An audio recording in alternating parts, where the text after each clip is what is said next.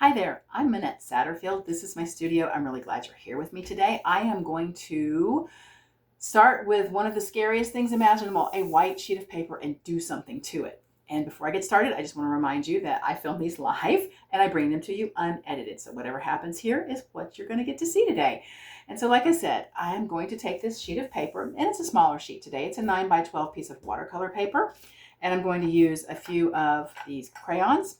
These are the Woody Stabilo 3-in-1 crayons. They're the best. They really are. I love these. Some paint, just 4 colors, nothing fancy. These are some of my favorite colors, actually. I've got Payne's gray, white, a lime green that I just love, which I actually just talked about this color in my newsletter this morning. I have some zinnias that are the same color. I love them too. And yellow oxide, yellow ochre. And the reason that I just want to talk to you about this blank sheet of paper today is because, well, I don't know what to do. I don't know how to start. I'm not sure what to do. That is sometimes the hardest part, isn't it? And I have an earlier video where I talked about warming up, this is sort of a warm up. And so what I'm going to do is take one of these crayons. Any color will do. It does not matter. But I'm going to start with black just because it's so dark and it's so definite. And I'm going to scribble. You know, you can do that. You can do that. It's okay. Look at that. And I'm not going to try to make them pretty either. I'm just going to make marks. Just all the little marks. Okay. Well, it's been started. So now that it's been started, I can take my paint and my favorite tool applicator ever, which is a key card, or not a key card, but a gift card, just a plastic card, because I don't have to wash it out because I hate washing brushes. And I really like the way this applies paint. So I'm just going to take my colors.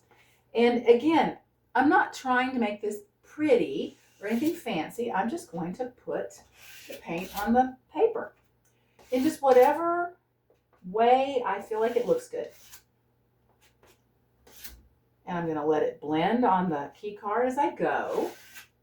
And you can see it starting to smear the marks underneath it, which is kind of the point, actually. That's one reason I like those Stabilo crayons, is they are water soluble. And so that once you put them on, you can get them to smear and do some really amazing things. You see, I almost covered this piece of paper up already. It's a little yellow, so let's put some white in there. And I like the way the paint will blend together. Okay, that's getting a little thick.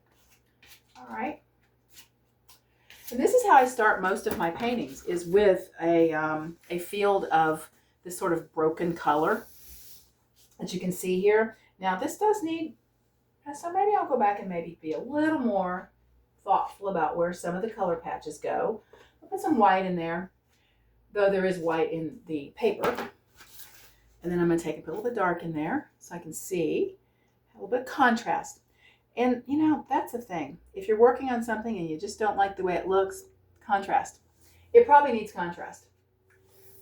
It probably needs some very dark if it's too light, or some very light if it's too dark. You could always try putting a little black or a little white. Oh, and that old thing about, oh, never use black paint. Use black paint.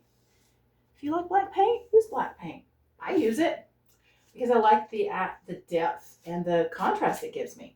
Now, I don't paint everything black, but I don't paint everything white either. So if you like it, use it.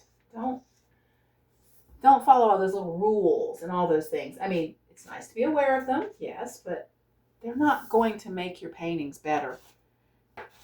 What you want to do and what you love is what's going to make your paintings better. So I can see, and you see I look in the camera sometimes to see what's going on there, is I can actually see a little bit better where it needs more dark by seeing it over there.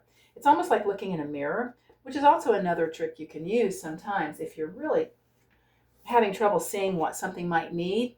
Don't sit there and keep touching it and poking at it. Go look at it in the mirror, because sometimes that will tell you what you might need to do to it, or give you at least an idea. There. Okay, that is started. That was pretty straightforward and pretty easy, wasn't it? And I didn't go out of my way to try to make it perfect or anything other than started. It has been started. Now it needs to dry. It's pretty wet. So I'm going to put that down and let that dry. And when I come back to it, I'm probably doing the same sort of thing. Just keep adding layers of this sort of free expression and not perfect. And the next layer will be different colors, different marks. And eventually it's going to turn into a painting. So anyway, I thank you so much for being here with me today. I hope that you can go and start something of your own today freely and just put some marks and some paint down. So go do that, and I will see you the next time.